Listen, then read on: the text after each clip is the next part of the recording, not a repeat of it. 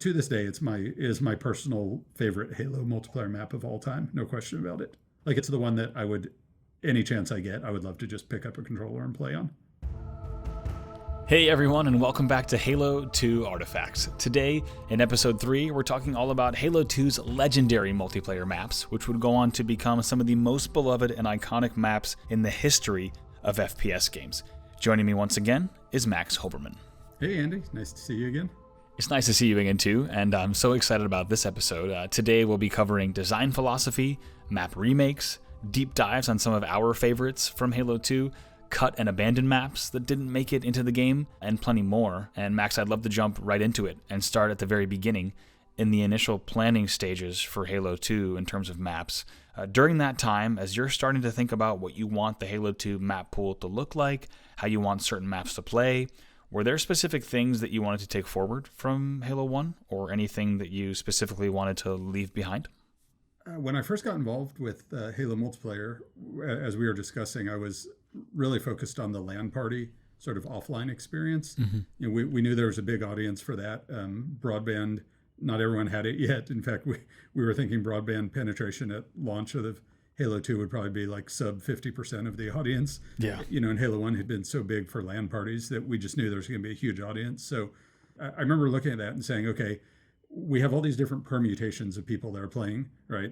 Everything from someone playing just split screen on a local box, just two players split screen, all the way up to 16 boxes, networked locally, and and everything in between. So with all those permutations, we kind of need something for everyone. But that said, we had so few resources. Or when we started on maps, it was literally it was just me and Chris Carney.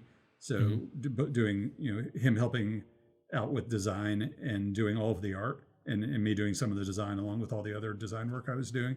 So I knew that we had to be really, really targeted in what we did. So we had to prioritize. So of all those different permutations of players, we had to kind of pick and choose what we thought was the most significant, the most important. And I think I ended up settling on the most common scenario being two boxes networked, up to like 6 to 8 players. I think I can't remember exactly, but somewhere around 5 to 8 players was kind of the sweet spot. And we really optimized all our map designs for that audience, but then tried to have something for everyone. So we knew we needed something for 16 players. We needed something for, all the way down to just 1-on-1 or 2-on-2. So we started by looking at which of the existing maps we thought would be good to port over, right? We knew there were some classics, so Blood Gulch being the of course, the obvious classic. And then, looked around and picked a few others. I think we ended up choosing, what was it called? Beaver Creek, I think, from Halo 1? Yeah, Battle Creek from Halo 1, which would, of course, become Beaver Creek. Yeah. I was going to actually mention one of the coolest documents you've gotten here is one that outlines the remake priority at the time of Halo 1 maps that you wanted to port over to Halo 2.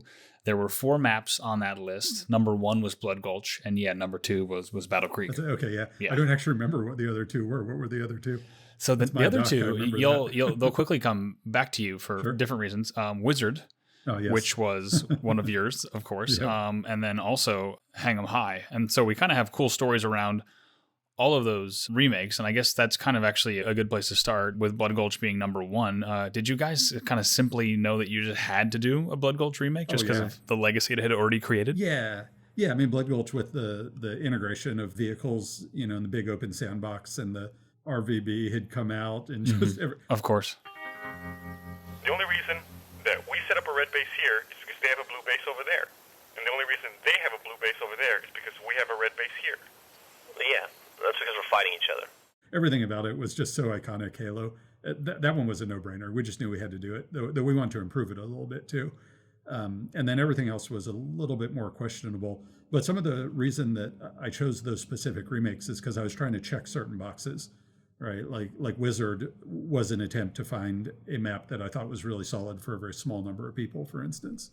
Sort of solid arena map, but also because it was 4-way symmetric with 4 bases, it was super versatile. Right. So, I mean, there were a lot of considerations. I don't remember if the doc explained any of that, but there were a lot of considerations that went into choosing that specific subset. Wizard's an interesting one, too, because it's the first glimpse that, as a Halo 2 fan and player, I get to see the idea for the Wizard remake was there before launch. Do you remember, was there a point where it moved to DLC instead of being a launch map? Yeah, it was actually never, outside of prioritizing it on paper, we realized pretty quickly that we just had so limited bandwidth to make maps. We actually cut it from the shipping set very, very quickly. And then I just kept it as sort of on my wish list. There was actually no plan for what we were going to do in DLC until after we actually shipped the game. And then we kind of scrambled to figure out what we were going to do. And Wizard was my one map that I sort of pushed on the team to do, actually. So I was always a big fan, but it was never really planned for the shipping game, or it got cut. It never made it past that initial document, I should say. I mean, I had a ton of fun because even early days on Halo 1, when we were internally inside Bungie, we'd play basically shoddy CTF on Wizard. And on Wizard, I really enjoyed it, right? Like just this extreme intensity that I just love. And it's just chaos and madness and fun and great verticality too. So I always enjoyed it. But honestly, I don't think many people inside Bungie were that big of fans of it. So I'm actually surprised to hear that it had much popularity. Yeah, and especially amongst a competitive audience, you know, it's a map that's supported so many different tournament game types as well. Another fun thing is that I don't know if it was his very first, but certainly one of the first multiplayer maps that Vic DeLeon worked on as well, which is pretty cool because he would also, of course, go on to do the art for maps like Valhalla and things like that. But that was on loan. That was on loan to me. Vic really wanted to be doing some of that stuff, and I was like, yeah, sure, we could use some help. So that's cool. It is cool. Once Halo 2 had shipped and you started to see the success of the game, the popularity of the game, I had a question about if we ended up getting more DLC due to how popular the game was, but it sounds like a lot of the DLC plans might have been made once the game had already kind of hit some popularity. It's kind of interesting. I think what happened is we were just so sort of overwhelmed with getting the shipping game done, including all the maps and everything, that there was just no real time to think about DLC. It's not that we didn't plan on doing DLC. Like, it was always part of the plan. Sure. Yet we had no plans for what we were going to do. And then what happened is after we shipped, I remember Pete Parsons coming to me. He was a studio manager at the time. He's now CEO over at Bungie. But I remember him coming to me and him telling me, hey, you know, we're basically starting pre-pro on Halo 3, and we have all these people, especially artists, right? A ton of environment artists. And they all had such a miserable experience working on the campaign on Halo 2. We don't want to, first of all, we don't want to overload early development on Halo 3. Second of all, we really want them all to have a good experience and sort of make up for all of the pain and suffering. So that's basically so basically I'm giving you a huge team. So we actually shipped Halo 2 with just 2 environment artists, Chris Carney and Steve Cotton, who were also doubling as level designers, and me, and that was it. And then all of a sudden I had a team of like, I don't know, probably 25 people, 30 people, something like that. Wow. And my sort of prime directive was make sure everyone has a good time. So yeah, it was just, I mean, so the quantity of DLC naturally was more than I thought we were going to do, more than I planned for, but I didn't really have a plan.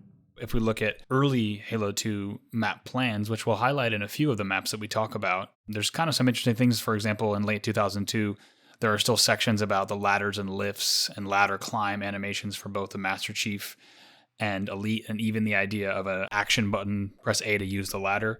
So it's interesting to see that all those are still in the early stages. Do you remember at what stage there was a decision to make things like ladders become airlifts and elevators and things of that nature? Yeah, that's an interesting one, because I was never a fan of ladders, and I knew the way that they were utilized in Halo 1 had some real problems, some sort of interface challenges, we'll call it. Yeah. And I put some rules in place to try and avoid those scenarios and make them simpler.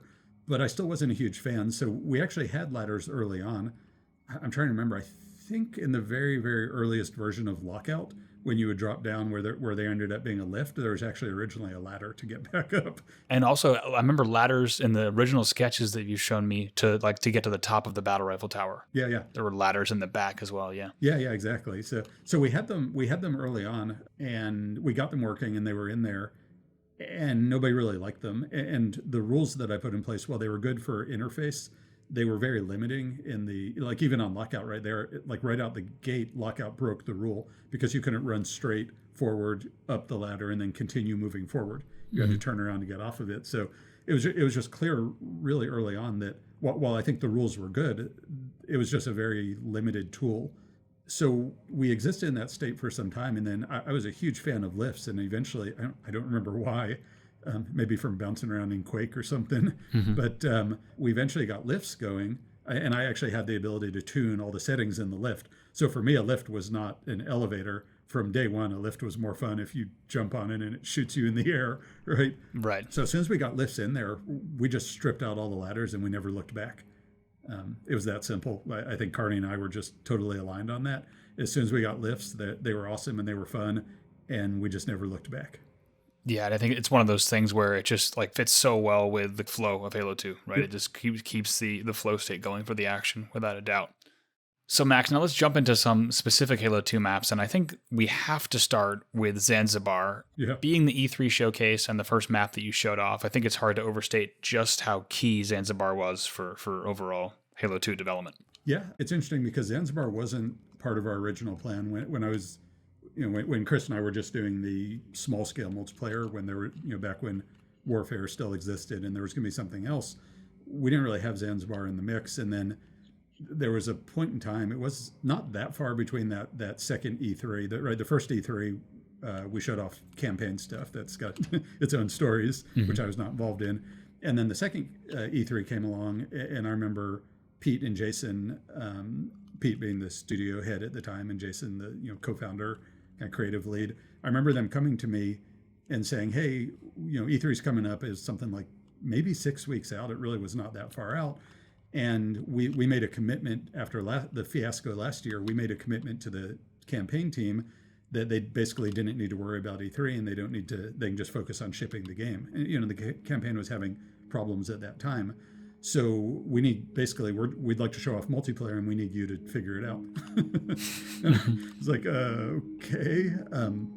I understood the logic, so I couldn't argue. But at the same time, I didn't really think that we had anything that was worthy of showing at E3. So they said, we'll help you out. We'll give you some access to, more resources than you have now. Some of the engineers, mostly artists. I remember Chris Carney and I sat down and we basically talked about it, and we said, we need a new map, right? Here's our checklist. We need to show all this stuff, right? We really want to double down and go big with this asymmetric round-based game, single flag CTF. So we need to quickly get the gameplay engineers to whip that into shape and actually implement it and make it work, because it's been on our to-do list, but it doesn't work. No one's made it a priority. And we need to design a custom map around one flag CTF. And we also need to, we need to show off these things. We need to show off vehicles. We need to show off some of the new mechanics, boarding. I'm trying to remember what else. The rocket hog was on our list. Probably lock on with the rocket launcher. Yep. And none of those were implemented. Mm-hmm. So all these things are on the to-do list, but not yet implemented. We need to get, and we want to show off dynamic lighting and physics and the environment affecting gameplay and check all these boxes. So we basically took that sort of to-do list. We prioritized it, and then we basically went home for the weekend, and Chris took point actually, and he came back on Monday after spending the weekend working on it, and he basically came back and he laid out a top-down drawing, which you can actually see out there on the internet. Yeah. And he basically said, it's a modified version, but here's my proposal for a map that checks all these boxes. And I looked it over, and I thought it was a really solid design, and it got the job done mostly. I suggested a few tweaks to him. So I created more loops in it, suggested that you can actually take the hog through the fan, et cetera, et cetera. So, a few tweaks here and there, added the, the tunnel that you jump up to that leads you to the wall, and that little cave of course, you can crouch jump up to. I added that, right? So did what I did and added a little bit more connectivity, a little bit more, worked on the flow a little bit. And that was it. So that was our paper design. And he made those revisions on paper, and that's the version, his revised version that's out there on the internet. And then he basically got to work building it, just buckled down. I think we had Steve Cotton there by then, and we had some help from the campaign team, and they just cranked that thing out in record time. It really is incredible to think about how fast it's done, because, some people might have read interviews about how it was truly a 6-week window to get that map done, which is a crazy timeline for any aspect of a multiplayer game. But even crazier where you consider that the big moving environment physics, the fan, and even some of the smaller stuff like the shutters over the windows, and none of that worked. right? So we actually had to get support from the main engineering team to actually get all of that working. And Right. to his credit, Carney spent a lot of time and a lot of late nights being the guinea pig for just trying to get like dynamic shadows working on the environment and all that, in Yeah. addition to building a fun map. One of the coolest things is that we actually have the tracking document from production. Oh, that Excel spreadsheet that I shared. Yeah, it is amazing. It's from April 1st, 2004, and it has the following dates listed. It has code complete on April 23rd, content complete April 30th, final RC or release candidate May 7th, and the show setup started May 10th. I mean, it was, as is the case with so many aspects of Halo 2 development, it was up against the gun. Yeah, there was no room for error, but you know, what's interesting is we got it playable pretty quickly. Now, one important note for context here is that multiplayer maps traditionally take months and months to develop, and even some of your favorite multiplayer maps may have been developed over the course of years. So the fact that Zanzibar went from concept to E3 ready in 6 weeks is absolutely insane. I actually remember very vividly the very first games we ever played on it. And one thing that I was really happy about is it was fun right from the get-go. I took a first pass at dropping all the weapons in on it. And I remember that first playthrough because I'd say those initial playthroughs are incredibly, or they were incredibly instrumental in determining the final weapon layout. Like on all of the maps, Zanzibar included, the final weapon layout, I took my first stab at it. We played 3 or 4 games. I tuned things, tweaked things, and then we're probably 80-90% of the way to the final shipping weapon layout on any given map. Wow. Including on that one. So yeah, I remember that really vividly. It was fun. It was a heck of a lot of fun from the get-go. Another cool thing, a few little tidbits that were in that pre-E3 Zanzibar tracking doc is a desire to include the Banshee in that reveal. Forgot about that. Oh, man. There's a note that says Jason is still getting the Banshee projectiles tuned in hopes of hitting E3 timing. So Zanzibar would be quite a different map with a Banshee on it, that's for sure. Yeah, we didn't plan it to have a Banshee on it per se, but you know, my philosophy was always enable all vehicles on all maps and then just see what happens. I don't mind the chaos and that you can turn them off in the settings. One of the notes in response says, how important is the Banshee? It will be a bitch to integrate. Falcon would be easier, which is interesting. Yeah. We've seen it in beta videos from the modding community, but also there was a little bit of work done to get the Falcon working in Halo 2 as well. Mm-hmm. You didn't ask about the shallows and the deep water on Zanzibar. Oh yeah, wait, what is that little thing? So we were making. So it was. I remember when we were working on Zanzibar, and we were trying to make this map that was way more sort of fictionally immersive than any of the multiplayer maps we'd done so far. Mm-hmm. And we had this problem, which is you're going to go out into the water and you know, we need to kill volume, right? We need to kill you, mm-hmm. but visually it's this big open expanse. You can't go underwater. So from a fictional standpoint, it's just kind of lame to, you know, for Master Chief to drown. Sure. Right? Yeah. And or just hit a kill volume with no explanation. But there just wasn't anything we could do about it. So we scrambled to come up with something. So we just built a little sign that said "Danger Sharks" right before we hit the kill volume, which ended up being an Easter egg. That sign would actually change on different holidays. Mm-hmm. What was on that sign? Oh yeah, I remember that as well. They were really, really dangerous sharks. Oh, the future sharks, the fiercest future sharks. Yeah. Max, you mentioned on the first episode that Lockout was the first map that the team worked on, which is pretty incredible given its legacy now.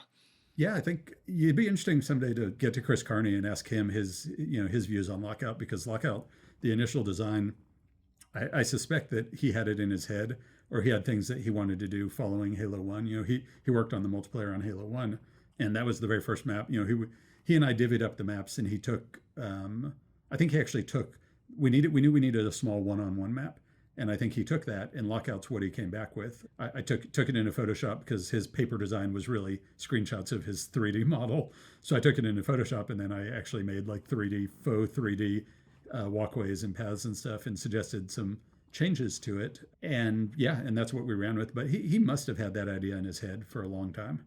But yeah, you know, I never really discussed it with him. He just brought it back and showed it to me, and I was like, cool, yeah, this will work. Let's make a few tweaks and off to the races. So yeah, I think it ended up being the very first map that we got playable. Mm-hmm. And we had one of the ex-Bungie guys on Twitter responded to me and reminded me of this. We had this little kiosk that was kind of like an arcade style console, mm-hmm. that had that the marketing team had given us, and it had an Xbox that had the screen. You know, it was with controllers, but kind of looked like a old arcade style console. Sure, yeah. And so we got Lockout on there, and we would prop builds to the console, And then we had people playing Lockout one-on-one, a couple of our guys just obsessively day in and day out, just endlessly. It was amazing. It was exactly what we wanted from the map, although it ended up being popular for more than just one-on-one. Yeah, that's got to be a good feeling when you're in development and you already have that kind of fun loop where you've kind of found the fact that people are spending way too much time playing the game. Yeah. It's got to be a good feeling. Oh yeah. It was out of control. It was crazy. And if we didn't, if the kiosk machine was down or there's no new build, they'd come to us and they'd gripe about it. One amazing document that you have saved, it details just how popular Lockout was.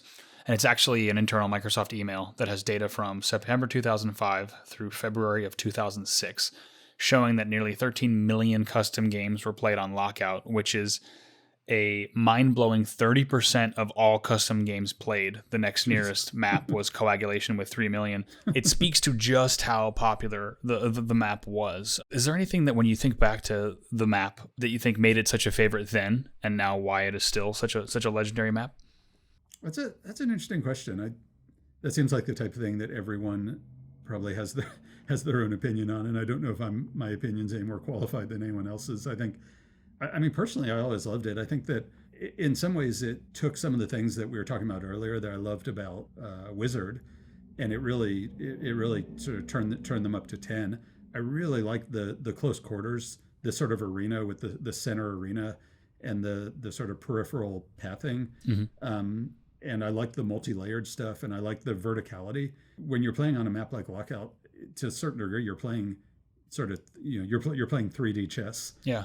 Whereas a lot of maps are really very two-dimensional. Those were some of the problems with maps like Burial Mounds, I think, is they were always or one-dimensional, I guess, whatever the word is. They're just too flat. They didn't have that vertical aspect, that vertical axis for the combat and for the physics and grenades and, things like that.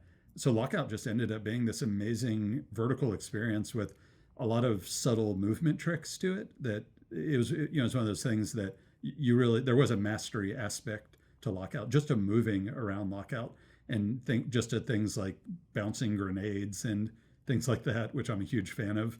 There were just so many skills you could master on Lockout that were, not easy, but I'm no pro player, so I'll bet you actually know the answer to this better than I do. No, I think you hit the nail on the head. I think the skill ceiling and the level of mastery is such a great point about Lockout. And similarly, a lot of, folks who are in map design will say you can tell that a map has great flow if players simply enjoy walking around solo on the map and kind of jumping around and going from platform to platform. And Lockout kind of nails that as well.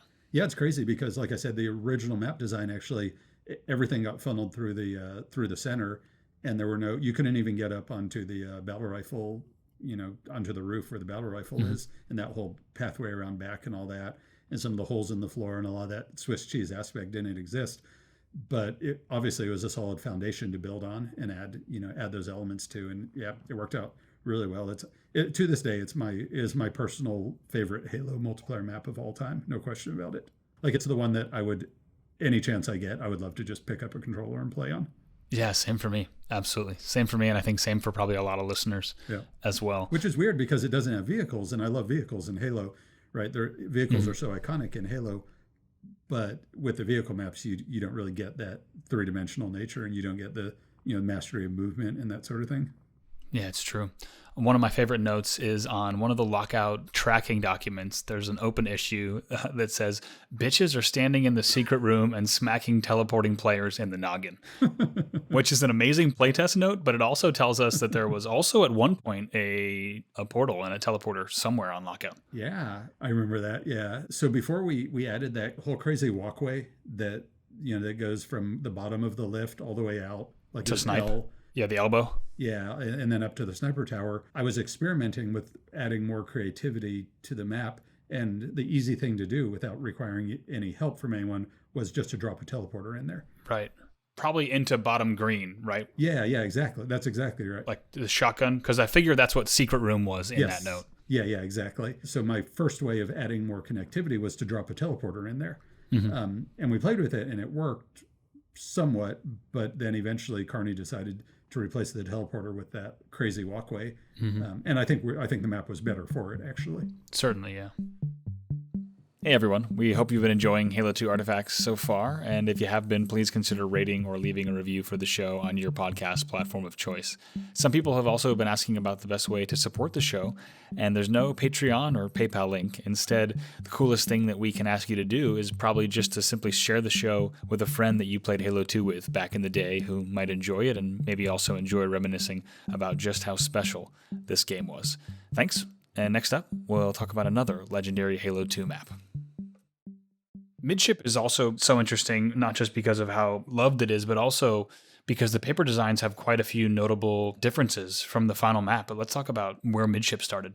Yeah, sure. Midship was actually the very first map that I took point on doing the paper design. So Carney went off and worked on Lockout, and I took point on doing paper design on Midship, which was basically he was going to take, all right, I'll go work on the one-on-one map, and then I was going to take the one that was going to be 2-on-2, right? We knew there's people playing in scenarios where there's only 4 players, right? Playing multiplayer, and potentially on one box or just 2 boxes.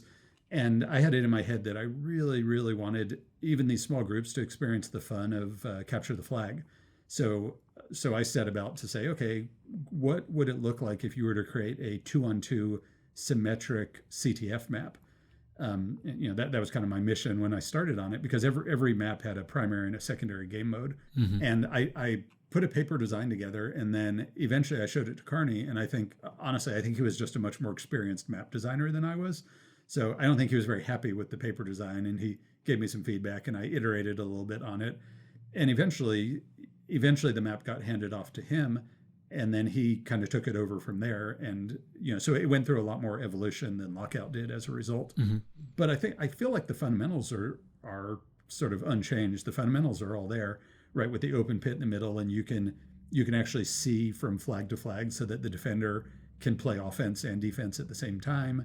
You can shoot and you can throw grenades across it, et cetera, et cetera. So it sort of checked all the same boxes. But yeah, the design went from my very primitive design to something far more sophisticated, and it wasn't Covenant originally either. Oh. So it didn't have all the curves originally. It's true. Yeah, it is a lot more squared off in the original paper designs, and you also have fog bottom middle. Yep. Lots of ladders, like we talked about. Originally, there were many ladders, and at one point there was even 1 or 2 kind of centrally located power-ups, and even a switch in the midpoint between the bases, or a switch that you could hit where another player could go up top and grab what was labeled as a support weapon. Yeah. The whole idea was like risk and reward, right? So you're playing CTF. So what if we enticed both players to abandon defending their flag in order to cooperate, work together to get a prize, mm-hmm. right? Something powerful, which I don't know whether that was going to be a rocket or a sword, probably one of the two. Mm-hmm. So that was the initial concept. But yeah, we never implemented any of that. We never even implemented ladders, because by the time we actually built Midship, I think we already had lifts working. Right. And another great thing about Midship is it's the only map in Halo history to support every single official tournament game type within a title. So, of course, just about all the maps could support just about every single game type from a functionality level. Yep. But for Midship, it was host to every single official tournament game type. So everything from Free-for-All Slayer to Team Slayer to Flag to King to Bomb to Ball. It's the only map in what is now 20 years of history to be so versatile that it could support all of those game types in official tournaments. Yeah, see, I wasn't aware of that. And what's interesting is that was never part. You see the design docs. None of that was ever part of the design. Just like Lockout was actually designed, one-on-one. Mm-hmm. Those are all kind of happy coincidences. Mm-hmm. And I think that from a takeaway standpoint, I think if I were to do it all again, so to speak, there's absolutely lessons to be learned from the fact that some of our very best and most versatile, most popular maps were maps that we intentionally designed for a very, very small number of players, mm-hmm. 2 to 4. Right.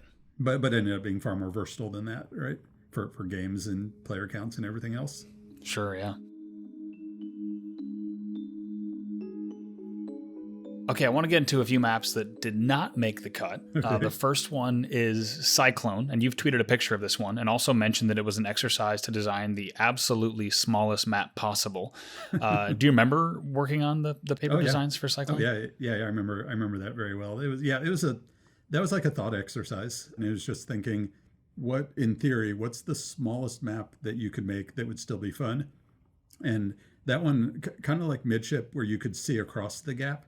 In that one, there was going to be no gap at all. you were going to start staring face to face with the other team with a giant glass wall separating you. And then in order to fight, you would go drop down a hole into a big mosh pit, or go down sort of around the back and, have to sort of go the reverse way in order to approach the enemy. It's pretty gimmicky, and we never actually built it. It was paper design, and we actually never thought it'd be very fun. Have you ever seen, it became popular in Halo 3, the map and game type called Octagon? What's that? It's funny. It's not too far off from what would become Octagon. It is a map made in Halo 3 Forge where you just respawn in an octagon, a la UFC. Of course, yes, of course. Yep. And you just continually respawn facing each other. And it's kind of like a warm-up game type that players play. So it's kind of not too far off of that idea. Yeah, it was practically a mod in its own way, right? It was just a fun experiment to do something kind of wacky, and we quickly realized it was not going to hold up for it as a real map. This is something that I was originally planning on maybe saving for the next episode, but it'll be a little bit of a teaser. There's a few gems in these design docs, and there's one in the Cyclone document that mentions a power-up that was never released. It's the only place across all the documents that I could find it, and it states that there was a power-up called Adrenaline in position B. Do you remember anything about the idea for a power-up named Adrenaline? I remember wanting more power-ups, but I don't actually remember what Adrenaline would have done. I would guess it'd be a speed boost. Speed boost. Yeah, that'd be my guess, but I'm just guessing. I'll have to think about it. Maybe next episode I'll remember. Adrenaline actually made it into either the alpha or the beta or the final build, because there's one reference to Adrenaline as a Halo 2 power-up on a modding forum and a post from 2008. But it's the only reference from the entire internet that knows about this power-up hidden deep within the code somewhere. So it's in a tag file. I feel like I'm spoiling this for all of you. I should make up some story about how it was working and it was amazing and it was the best thing ever, but that's actually not true. It's kind of part of the fun, though, right? There are, within these design documents, there are these gems that are only found within the documents, and that's the memory that exists. Yeah, all right. I'll give that one some thought and see if I can jog my memory somehow. In the Cyclone document, there was also an inclusion of something called, alongside ladders, teleporters, turrets, there's something called force walls, and it states that 2 sets of force walls exist on either side of the level. Do you remember anything about force walls? Yeah. Force walls were kind of like a shield that you could temporarily knock out. So I think the notion on that level was that you're separated by a wall of glass, but actually we wanted to be a little more interactive. So the idea was that it's actually more of a force wall, that if you do enough damage to it collectively, no one player can do it, but if you all unload on it and you do enough collective damage, and for that one, it would have to be both sides doing damage. So it actually goes back to your octagon. The idea was that if both sides really want to just go at it, they can take down that wall in the center, but that both sides have to actually all unload at the same time in order to take down that wall and turn the level temporarily into a mosh pit before the wall eventually comes back. I'm not gonna lie, I would absolutely play something like this. That'd be kind of fun, right? It'd be really fun. Yeah. Now, this is a map that hasn't been discussed too much, and I don't think there are any paper designs that have been published, and that was Overboard. It's the only map listed at one point as a priority 1 that did not ship. It was a 2-base CTF assault map in a subterranean base near the Delta Temple on Halo. Do you happen to remember anything about Overboard? I don't. For some reason, it's not jogging in my memory. We had a map that we actually prototyped that was kind of like that. That was this rotationally symmetric thing, but that wasn't it. There was a map that we cut from sometime along the way. You mentioned Vic earlier. Vic really wanted to do a multiplayer map, and at one point he in his own time he built this crazy, no offense Vic, but he built this crazy map that was all like floating in space. I think it was called Anchor Point. And he wanted it to be, it was all like walkways floating in space 3-dimensionally. He wanted it to be all about like Banshee battles. Right. So that one, I remember having to cut it because quality was not anywhere where it needed to be. It was kind of too specialized. Quick side note for listeners, if you do want to see some map screenshots and information about this map, make sure to check out videos from my friends Green Skull and Ultimate Halo on YouTube. Just search for Anchor Point and you can find some of the deleted tweets and map screenshots that were posted a few years back. I remember there was one that we ended up, I'm spacing on the name. I took the name of it and used it for one of the shipping maps that we prototyped. But yeah, I don't. Oh, you're know. thinking about Colossus, Yeah, the original That's the one. Colossus. Yeah. Colossus we prototyped differently. I remember playing on it and being like, this kind of sucks. And then cutting it quickly. Yeah, that map is pretty interesting. I'm glad you brought it up because the original Colossus had really interesting layout with different kind of terrain in different rooms, and there was plans for a mongoose, which we'll talk about in the next episode, but really different kind of a room that was dedicated to woodlands and another one that was all boulders, things like that. And we prototyped that just mass out, right? None of that fancy stuff was in there. We just massed it out. We prototyped it and we played on it. It's one of the only maps for Halo 2 that we actually built, got playable, and then cut. And we cut it very quickly because it just wasn't any fun. Mm-hmm. and it wasn't any fun, and we were having a really hard time figuring out how to salvage it. So we just cut bait. Mm-hmm. Took the name. But I like the name, so I kept the name. Do you remember anything about a map called Ruined Pain Revisited? I remember the name. It wasn't my name. I named most of the stuff, but that one came from somebody else. Mm-hmm. I think it was just an idea on pay. I don't have any other recollection of it. It never happened. I'll tell you that. Mm-hmm. After this episode was recorded, we did a bit of extra digging, and Ruined Pain was originally an unreleased Halo 1 map discovered by the modding community via UI cache files, and you can find just a few screenshots back from 2005 on halomaps.org. Now, in terms of Ruined Pain Revisited, the reimagined version for Halo 2 was never made, as you just heard Max say, but we were able to find the written description for the map, and it was as follows. The map contains two multi-level structures facing each other across a long, central passage. The main structure is under construction, or maybe being salvaged, located in the human arcology city. And as a quick note, I had to look up the definition of arcology, not to be confused with archaeology. Arcology is a concept of architectural design in which an ideal city is contained within one immense vertical structure, thereby reducing wasteful consumption and preserving the natural surroundings.